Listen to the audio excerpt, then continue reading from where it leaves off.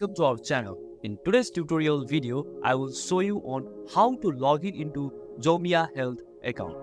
So follow the following procedure to log in into the Xoomia Health login.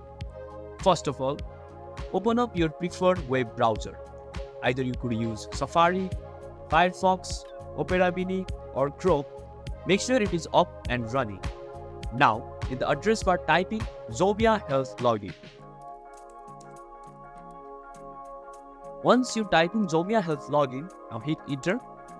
You will reach into the section where you see the login site for the Xoomia Health. So type in the login site. Now you will be directed into the login page of the Xoomia Health. Here you need to enter your username and password in the respective field. So type in your username in this email address section and password right below this section. Make sure you input them correctly to avoid any login issues.